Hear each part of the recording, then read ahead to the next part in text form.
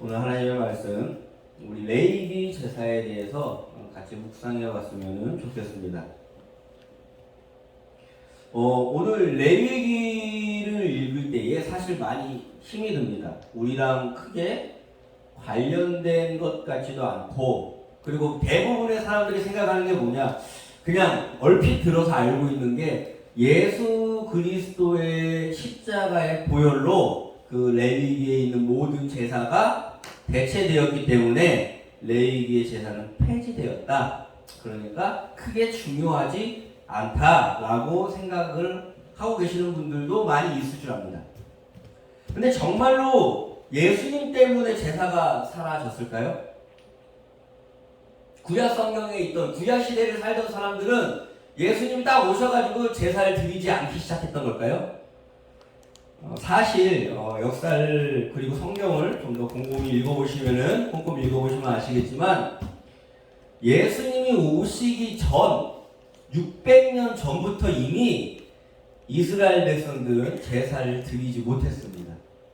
무슨 말이냐? 쉽게 말해서 주전 정확히 587년에 바벨론이 어디를 침공합니까? 이제 마지막으로 남은 남유다를 침공해서 멸망시키고 다 포로로 잡아가죠. 그때에 성전을 파괴시켜버립니다.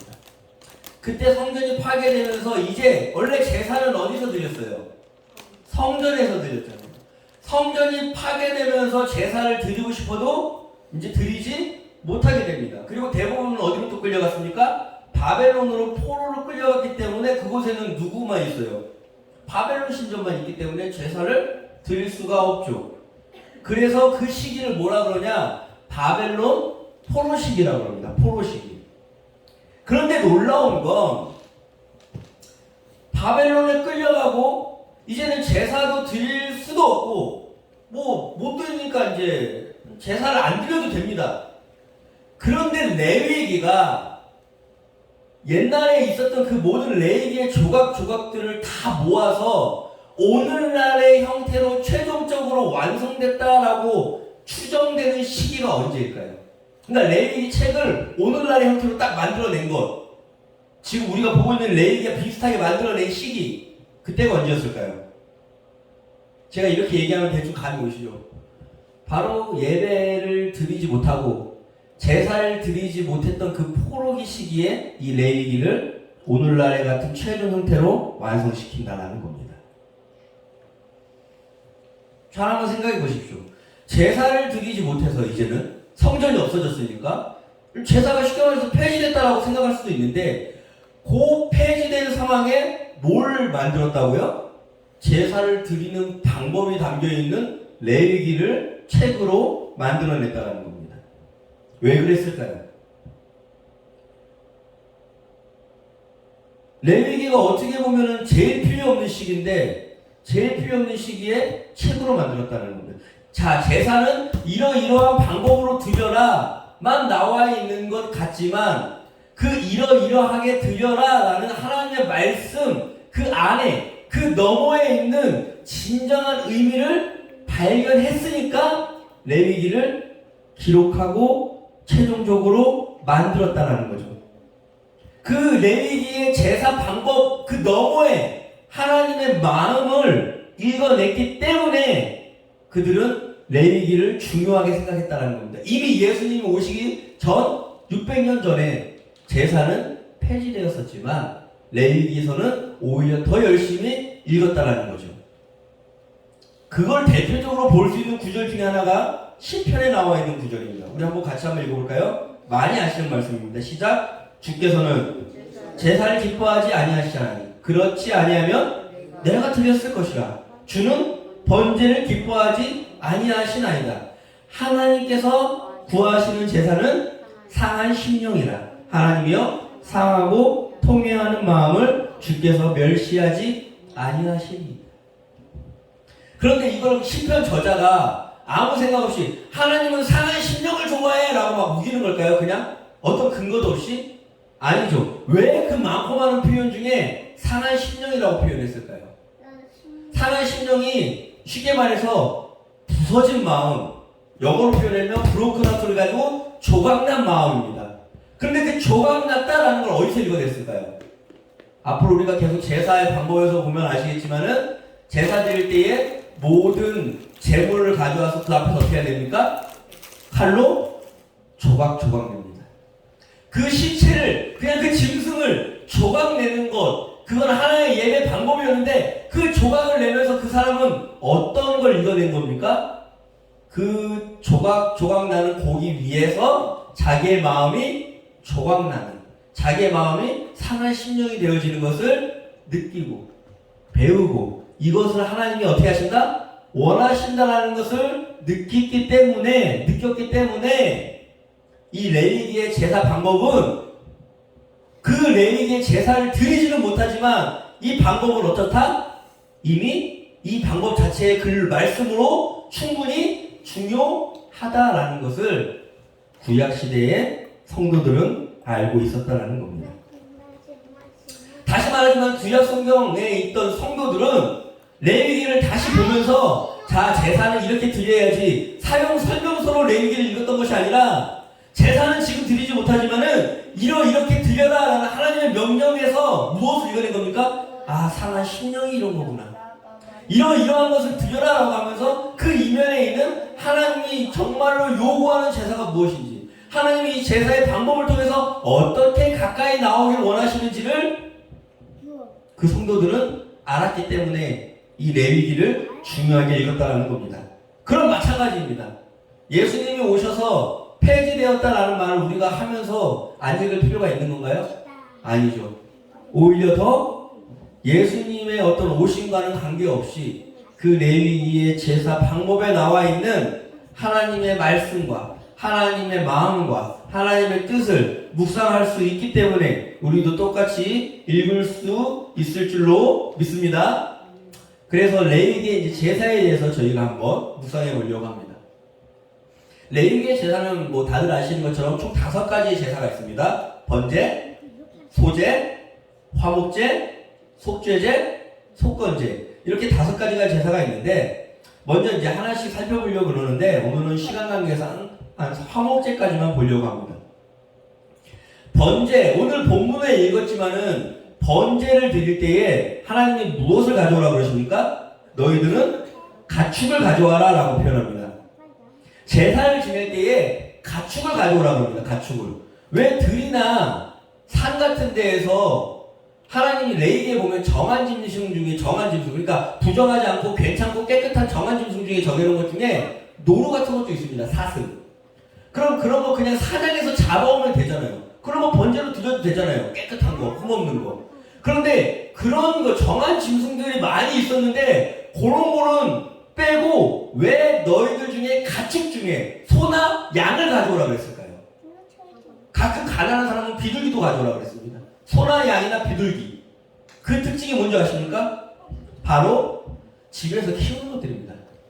소나 양과 비둘기는 집에서 키우는 것들인데, 우리가 지금 오늘날 돈 주고 쉽게 사는 것을 생각하기 때문에 약간 쉽게 그 이입이 안 될 수도 있지만은 목축업을 한다고 생각해 보십시오. 그 소나 양을 집에서 기른다고 생각해 봤을 때 키우신 분도 있으시겠지만은 하루 종일 뭐 해야 됩니까? 그냥 짐승이 가만히 놔두면 알아서 크는 게 아니라, 짐승을 키운다고 했을 때에 하루 종일 그 짐승에게 내 삶의 패턴을 맞춰야 되는 겁니다. 내 인생에 누굴 위주로 돌아가는 거예요? 그 소나 양을 키우는 것을 중심으로 돌아가는 겁니다. 날씨에 따라서, 계절에 따라서 그 가축들에게 적당하게 먹을 곳이 있는 곳 찾아서 돌아다녀야 되고, 뭐 다윗을 보면 양치는 목자처럼 어떻게 행동하는 것들이 어떤 건지 아시지 않습니까? 어떤 위협에서 그 상황에서 가축들을 지켜서 보호해야 되고, 아침에 해야 할 일이 있고, 점심에 해야 할 일이 있고, 저녁에 해야 할 일이 있고, 그렇게 하루가 지나면은 그런 식으로 한 달이 지나고, 그 한 달이 1년이 되고, 그렇게 신경을 쓰면서 키워서 1년이 지나고 뭔가 새끼를 낳았을 때에 그 새끼 중에 또 흠없는 것을 골라서 하나님한테 제사 드릴 것을 또 계산하고, 이렇게 살아가는 게 그들의 삶이고 인생입니다. 즉 가축을 가져오라 그러는 것은 내 인생 가운데, 내가 삶 가운데에서 내 인생의 땀방울이 들어가 있는 그 재물을 하나님 앞에 가져오라 그러는 것입니다. 그래서 가져온 그 짐승한테 무엇을 하라 그럽니까? 1장 4절에 보면은 시작. 그는 번제물의 머리에 안수할지니. 여기서 왜 안수하라 그러니까? 그는이라는 것은 그 번제물을 가져온 사람입니다. 제사장이 안수하는 게 아니에요. 그 번제물, 재물, 자기의 짐승, 자기가 자기의 생일을 바쳐가지고 자기의 1년이든 2년이든 3년이든 정말로 노력해서 흠없는 것, 가장 귀한 것을 가져왔다라고 하는 그는 그 재물을 보면서 뭐해라? 그 머리 위에 안수하. 여기에서 많은 성경학자들이 얘기합니다. 이때 죄가 전가된다, 이때 뭐가 된다. 그런데 대부분 다 동의하는 것은 뭐냐면은 이 재물이 나입니다 라는 마음으로 그 머리에 자기를 얻는다. 이 안수하다라는 표현이 무게를 싫다, 얻는다라는 표현이 함께 있는 단어를 사용합니다. 그 머리 위에 자기를 얻는 겁니다. 자기의 삶을 얻는 겁니다. 내가 이걸 키우기 위해서, 내가 이 양을 키워내는 그 나의 인생 1년이, 2년이, 3년의 그 시간들을 여기에다 얻는 겁니다. 이것이 곧 이 양이 곧, 이 소가 곧 뭐다? 누구다? 나입니다 라고 고백하는 시간이라는 겁니다. 이 안수하는 시간은. 그 안수하면서 자기를 갖다가 대치하지 않습니까? 그 짐승에. 그 다음에 하는 게 무엇인 줄 아십니까? 같이 한번 읽어볼까요? 시작. 그는 또 그 번제물에 가죽을 벗기고 각을 뜰 것이요. 각을 뜨다라는 거 보니까 고기를 여러 개를 토막낸다라는 겁니다. 자, 여기에서 또 아시겠지만 가죽을 벗기고 토막내는 거 누가 합니까? 여러분 가끔 오해하는데 레위기에서 보면 제사장이 하는 거 많지 않습니다. 짐승도 가져오는 것도 제사를 드리는 사람이 가져오는 거고, 안수하는 것도 제사를 드리는 사람이 하는 거고, 가죽을 벗기는 것도 먼저 죽여가지고 피를 빼는 것도 제사를 드리는 사람이 하는 거고, 가죽을 벗기는 것도 제사를 드리는 사람이 하는 거고, 고기를 토막내가지고 강대상 위에다가 잘 올릴 수 있도록 미리 펼쳐놓는 것도 누가 하는 겁니까? 제사를 드리는 사람이 하는 겁니다. 그럼 뭐예요? 제사장은 그렇게 걔들 다 해놓으면 갖다 주면 그거 가져서 불만 붙이면 되는 거예요. 제사장. 생각해보세요. 하루에 수십 명이 왔다 갔다 할 텐데 제사는 그걸 어디 다 해줘요? 제사는 곧 누가 다 준비하는 거예요? 제사를 드릴 사람이 준비하는 거예요. 그런데 이 방법은, 레위기에서의 방법은 그냥 가죽만 벗기고 그 각을 뜨는 것만 얘기했는데, 진짜로 거기에서 자기의 인생을 가져서 안수하면서 제대로 가죽을 벗기고 각을 뜨는 사람들은 무엇으로 뛴다는 겁니까? 여기서 시편 기자의 고백처럼 느낀다는 거죠. 아, 이게 뭐다? 내 인생이고, 내 인생이 토막토막 나고, 내 인생이 산산조각 하나님 앞에 낱낱이 드러날 때에 하나님이 과연 흥행하실 예배인가? 하나님이 과연 기뻐 받으실 삶인가? 라는 것들을 고민하게 되겠죠. 나의 죄가 이렇게 깊구나, 나의 인생에 또 이런 실수가 있었구나 라는 것들을 하나님 앞에 올려드리게 된다는 거죠. 그러니까 시편 기자는 뭐라고 고백하는 겁니까? 이 레위기의 토막내는 각을 보고, 아, 하나님이 원하시는 거는 이렇게 조각난 내 마음이셨구나. 그래서 그걸 상한 심령이라고 고백한다는 겁니다. 이 조각들을 그 다음에 어떻게 합니까? 1장 8절입니다. 같이 한번 볼까요? 시작. 아론의 자손 제사장들은 그 뜬 각과 머리와 기름을 제단 위에 불 위에 있는 나무에 버려놓고, 이제 그 제사를 드리는 사람이 갖다 주면은 제단 위에다가 그냥 벌려놓는 겁니다. 그 다음에 어떻게 합니까? 그 내장과 정강이를 물로 씻을 것이고, 제사장은 그 전부를 어떻게 합니까? 불살라 번제를 드리라. 그 전부를 생각해 보십시오. 만약 오늘날 똑같이 제사를 드린다, 오늘날 똑같이 제사 제도가 있다고 생각했을 때에, 오늘은 짐승 대신에 가장 귀한 것, 내가 무엇을 위해서 살아갑니까? 오늘날은 돈이죠. 돈. 월급 받으니까.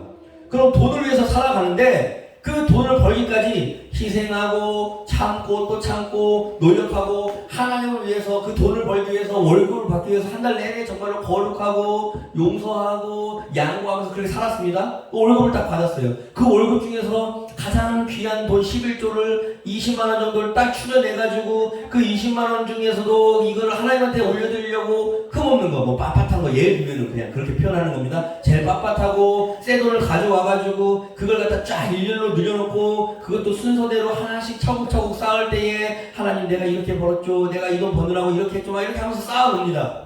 고생합니다. 고생한 인생들이 주마등처럼 다 스쳐 지나갈 겁니다. 그렇게 한 장 한 장 모아가지고 20만원을 다 몰려놓은 다음에 뭐 하는 거예요? 라이터로 불 붙여가지고 확 태워버리는 거예요. 어떤 의미가 될까요? 믿지 않는 있는 사람들은 그렇게 생각하겠죠. 뭐야 이게? 허무하네. 그거 안 쓸 거면 그냥 날 주지. 그렇게 태워버릴 거면은 뭐하러 그렇게 벌었어? 라고 생각할 수 있어요. 그냥 불도 없어지면 어떻게 되는 거니까? 끝이니까. 인간적인 관점, 오늘날 자본주의에서 어떤 생산적인 관점에서 보면은 정말로 쓸데없는 짓입니다. 그런데 전부를 다 불태우는 거는 쓸모없는 짓이고 정말로 비생산적이고 아무 의미 없는 것 같지만은 그 불태울 때에 그건 누구만 받는 거예요? 하나님만 받으면 된다는 마음이 있으면 그게 아깝지 않아요. 내 인생이 담겨있고 내 삶이 담겨있고 내 정성이 담겨있는데 아무 의미도 없이 불태워버려요. 그럼 우리가 봤을 때는 저게 무슨 짓이야 라고 허망한 짓이고 허무한 짓이고 아무 의미 없는 짓이라고 생각할 수 있는 그 사건이 누구만 받으면 된다? 하나님만 받으면 된다는 마음이 있기 때문에 그게 의미가 있다는 거예요. 우리는 그 돈을 남겨가지고 부를 축적하고 그 재물을 남겨가지고 물물 교환해가지고 더 좋은 집을 사고 더 넓은 땅을 사고 이렇게 자기를 과시할 수 있는 수단으로 삼을 때 뭔가 성공한 인생, 뭔가 인정받는 인생, 뭔가 다른 사람이 봤을 때에도 괜찮은 인생처럼. 근데 그 평가, 그건 누가 하는 거예요? 인간들, 내가 혹은 사회에서. 그런 평가들을 중요시 여기는 사람은 불 못 지릅니다. 불로 못 태운다는 거예요. 근데 그런 거에 상관없이 누구의 평가가 중요하다? 하나님의 평가가 중요한 사람들은 그런 어떤 의미, 부여, 내가 여기서 성공해야 되고 내가 여기서 돈을 더 벌어야 되고 내가 여기서 내 부와 명예와 권력을 더 쌓아야 되고 이런 거에 상관없이 내가 벌어들인 인생을 누구만 받아주시면 됩니다? 하나님만 받아주시면 됩니다 라고 생각하기 때문에 뭘 할 수 있다는 거예요? 불로 싹 다 태워버릴 수 있다는 겁니다. 누구만 봐주시면 됩니다? 하나님만 봐주시면 됩니다. 그 마음으로 불로 질렀을 때에 1장 9절 마지막 줄 우리 같이 한번 볼까요? 이는 화제라 여호와께 향기로운 냄새니라. 아멘. 불에 타들어가서 우리들에게는 아무 쓸모없는 것처럼 보이고 잿더미가 되어가는 순간이지만은 그 순간에 내 인생이 타고 있을 때에 그 순간에 나의 땀방울과 나의 어떤 성김과 나의 어떤 삶의 어떤 조각조각난 나의 상한 심정이 타고 있을 때에 누가 받으시면 돼요? 하나님이 받으실 때에 어떤 냄새로 받아지기를?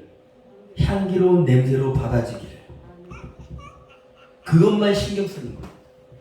나의 인생의 월급을 받는 목적도 나의 인생의 재산을 가져서 재물을 가져서 재단을 쌓을 때의 인생의 유일한 목적은 그 태울 때의 그 냄새가 누구에게 향기로우면 된다?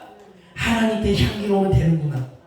그 향기로운 냄새를 신경 쓰는 사람, 그 향기로운 냄새가 되기를 신경 쓰는 인생이라면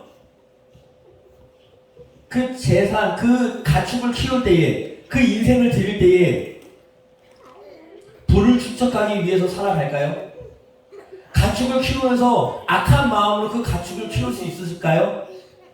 그 가축이 내 재산을 늘리기 위한 수단으로 키웠을까요? 이 내 가축의 꼴만 좋은 것을 먹이기 위해서 다른 사람들의 자리를 빼앗고 다른 사람들이 잘 먹기는 못 먹이는 신경 쓰지도 않고 내 것만 하면 된다는 생각으로 그렇게 살았을까요? 아니죠. 왜요? 하나님 앞에 향기로운 냄새를 이 재물이 받아들여지기를 원하는 사람, 그걸 신경 쓰는 사람은 그 하루하루 꼭 제단에 올라가는 것만 중요한 게 아니라 그 올라가기까지의 그 모든 시간들이 무엇이 되길 기도하겠습니까? 향기로운 냄새가 쌓이기를 기도하면서 살아갈 겁니다. 그래서 레위기에서 나와 있는 건 단순하게 제사 드리는 어떤 순서, 방법, 설명서가 나와 있는 것 같지만 그 설명서를 꼼꼼히 읽어보다 보면은 여기에서 무엇을 읽을 수 있습니까? 하나님의 마음. 하나님이 너 나한테 가까이 나올 때에 이러이러한 것들을 준비해 라는 이야기 속에서 나의 인생을 어떻게 살아야 되는지, 나의 삶을 어떻게 준비해야 되는지, 그 조각조각난 상황 속에서 조각난 상한 심령을 보는 것을 어떻게 내가 느낄 수 있는지를 볼 수 있게 된다는 겁니다. 이게 바로 레위기에서 나타난 하나님의 마음이고 레위기에서 읽을 수 있는 우리들의 묵상 내용인 줄로 믿습니다. 그래서 아무 의미 없이 불태워버리고 하나님만 받으시면 된다는 것, 이것을 상징하는 예배가 무엇입니까? 번제. 그래서 번제는 인간의 전적인 순종, 전적인 헌신을 의미하기도 합니다. 아시겠습니까? 불태우는 것. 소제도 마찬가지입니다. 소제를 읽어보시면 아시겠지만 번제와 똑같은데 다른 점은 뭐냐? 번제는 무엇을 가져와서 드립니까? 내 인생에서 내가 키웠던 내 가축을 가져와서 드린다면, 소제는 다 가축 키우는 건 아닐 수도 있잖아요. 농사 짓는 사람도 있을 수도 있잖아요. 자기가 키웠던 무엇을 가져오는 거예요? 곡식을 가져오는 것. 이거는 소제입니다. 그래서 그것 역시도 하나님 앞에 불태울 때에 여호와께서 받으시는 무슨 냄새다? 향기로운 냄새가 된다라는 표현을 합니다. 그러니까 어떤 가축, 내 어떤 상황, 내 어떤 직업에 상관없이 하나님한테 전적으로 헌신하면서 드릴 수 있는 예물이 있다 없다? 있다는 겁니다. 그렇게 드릴 수 있는 삶이 다 가능하다라는 겁니다. 그것이 번제와 소제가 얘기하는 겁니다. 다음은 화목제에 대해서 얘기하고 싶습니다. 화목제는 무엇입니까? 다들 아시겠지만은 그 번제랑 소제랑 화목제 이런 거는 그냥 따로 하나씩만 이렇게 드려진다기보다는 번제 드리고 나서 뭐 화목제를 드리고 뭐 속건제 드리고 속제제 드리고 화목제 드리고 이런 식으로 서로 두루두루 섞어서 예배를 드립니다. 화목제는 뭐냐? 하나님이 그렇게 흠양하셨어요. 하나님이 나의 삶을 기뻐 받으셨어요. 그럼 좋아요. 하나님이 받으셨으니까 기분 좋잖아요. 자, 그러면은 그 다음에 사람들이 화목제로 또 하나님한테 감사하다고 드리는데, 이 화목제에는 감사제, 서원제, 자원제 이렇게 세 가지로 나눴습니다. 야곱이 어디 집을 떠날 때에 어떻게 해요? 돌담을 쌓고 하나님 내가 무사히 여기로 다시 돌아오면은 하나님한테 감사의 예배를 드리겠습니다 그러잖아요. 그렇게 약속을 하고 하나님이 지켜주시길 바라는 것, 이런 걸 이제 서원제라 그러죠. 그 다음에 갔다 와서 또 무사히 되고 하나님이 지켜주셨다라는 마음이 들었을 때에 감사제를 드리고, 그리고 하나님이 그냥 내 인생을 돌아보니까 지켜주시고 그냥 하나님이 함께해 주셨던 것 같아. 그래서 그냥 자발적으로 드리는 자원제가 있는 것. 이게 이런 것들이 다 뭐라고요? 화목제라는 겁니다. 그러니까 오늘날로 치면 뭐 감사원금이라든지 주일원금 같은 경우 이런 게 모든 이런 식의 예배들이 화목제와 비슷한 예배라고 생각하시면 됩니다. 그런데 중요한 것은 화목제를 잘 읽어보시면 아시겠지만 번제나 소제 다 그냥 방금 읽은 것처럼 하나님 앞에 다 불태워버립니다. 그런데 화목제만은 그 고기를 불태우지 않습니다. 여기서 잘 보시죠. 차이점은 딱 하나예요. 화목제만은 그 고기를 뭐라 그럽니까? 하나님이 그 제물을 드린 사람한테 다 먹으라 그럽니다. 제사장 거 따로 띄워주고 그 남은 고기를 그 번제를 화목제를 드린 사람이 다 먹어야 되는데 누구랑 같이 먹어야 되는 겁니까? 그 화목제의 제물은 이틀 안에 다 못 먹으면 나머지 고기는 부정한 것이 됩니다. 이 고기를 다 먹어야 됩니다. 그럼 혼자 먹을 수 있을까요? 어떻게 할까요? 즉 하나님이 너무 좋아서, 하나님이 너무 감사해서, 하나님을 너무 사랑해서 예배를 드리면 드릴수록 하나님한테만 드리는 게 아니라 그 제사가, 그 제물이 하나님 앞에만 드리는 게 아니라 내가 이 고기를 먹기 위해서 누굴 불러야 돼요? 이웃을 불러야 돼요. 화목제는 그런 거예요. 하나님만 좋아서 내가 신앙생활 한다라고 생각을 하지만 하나님이 좋으면 좋을수록, 하나님께 뭔가 드리면 드릴수록 누구를 위한 자리가 점점 생긴다? 이웃을 위한 자리가 점점 생기게 만드는 게 바로 무엇이다? 화목제라는 겁니다. 놀랍지 않습니까? 예수님이 아직 오지도 않으셨지만은 이 레위기를 드리는 사람들은 하나님을 사랑하고 내 이웃을 사랑하라는 말씀을 예수님한테 직접 듣지는 못해도 레위기의 제사를 제대로 드리다 보면은 자연스럽게 하나님을 사랑하면 사랑할수록 누구와 협력하고 누구와 화평해야 되는 겁니까? 이웃과 협력하고 이웃과 화평해야 되는 겁니다. 그래서 레위기의 이미 제사 방법 가운데 이미 레위기의 제사의 방법을 똑같이 정직하게 하나님 앞에 드리기 시작하면 이미 이웃을 사랑할 수밖에 없는 예배였다는 겁니다. 오늘 번제와 소제와 화목제를 묵상해 왔습니다. 정리 한번 해볼까요? 나의 삶이 담겨있는 가축이나 곡식들을 키우고 준비합니다. 내 인생을, 내 어떤 인생의 어떤 시간들을 다 바쳐서 그런 것들을 만들어낼 때에 그 재물들을 가져오면서 그 재물 위에 안수합니다. 이 재물이 곧 무엇이다? 나라는 거죠. 그것들을 인정하고 그것을 하나님 앞에서 가죽을 벗기고 그 고기를 낱낱이 토막을 냅니다. 그때 나의 삶이 낱낱이 하나님 앞에 드러나고 그때 나의 심령이 낱낱이 하나님 앞에 토막나는 순간이 되는 거죠. 그리고 그것을 전부 다 어떻게 한다고요? 불태워버립니다. 아무 의미 없는 것 같고 아무 생산성이 없는 것처럼 보이지만은 누구만 받으시면 된다는 마음, 하나님만 받으시고 하나님만 내 삶을 알아주시고 하나님만 나를 인정해 주시면 된다는 마음으로 싹 다 불태워버립니다. 그랬을 때에 그렇게 드려진 예배가 하나님이 받으시는 어떤 예물? 향기로운 냄새가 되길 바라는 거예요. 그 순간에 향기로운 냄새로 받아지기를 바라는 마음을 가지고 있는 사람이라면 그 순간만 잘해서 되는 겁니까 그게? 아니죠. 그 제사를 드리기 전에 이미 그 가축을 키우면서 그 농작물을 키우면서 그들의 삶 가운데에 하나님께 바쳐진다라는 향기로운 냄새가 되어야 된다라는 그런 마음으로 살아왔을 겁니다. 그리고 화목제를 통해서 하나님을 깊이 사랑하면 사랑할수록 하나님께 깊이 올라가면 올라갈수록 누구 위한 자리가 점점 커지는 겁니까? 이웃을 위한 자리가 커질 수밖에 없습니다. 오늘날 모르겠습니다. 개인주의 때문인지 오늘날 교회가 그냥 믿는다는 사람들이 오히려 신앙이 좋다라는 사람들을 가만히 들여다보면은 하나님한테만 잘하려고 그래요. 하나님한테만 뭐 최선을 다하고 기도 열심히 하고 맨날 뭐 새벽기도 나가고 하나님한테만 헌금 많이 하면은 그럼 하나님이 나를 인정해주고 내가 하나님한테 뭔가 잘한 것처럼 생각한단 말이에요. 근데 그거는 레위기를 안 읽어서 그렇죠. 아니 성경 자체를 잘 몰라서 그럴 수도 있습니다. 진짜로 하나님을 사랑하고 그렇게 깊이 하나님한테 들어가면 들어갈수록 누구를 위한 자리가 더 커진다고요? 이웃을 위한 자리가 더 커질 수밖에 없다는 걸 우리는 들었습니다.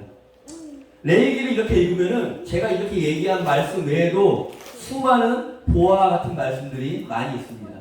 그렇게 우리는 레위기를 읽으면서 하나님의 예배 방법 속에서 하나님의 마음을 읽고 그래서 그 레위기에 담겨 있는 그 예배의 어떤 방법들이 나의 삶 가운데서 온전히 드러날 수 있는 그런 성도님들이 되시기를 기도합니다. 기도하시겠습니다.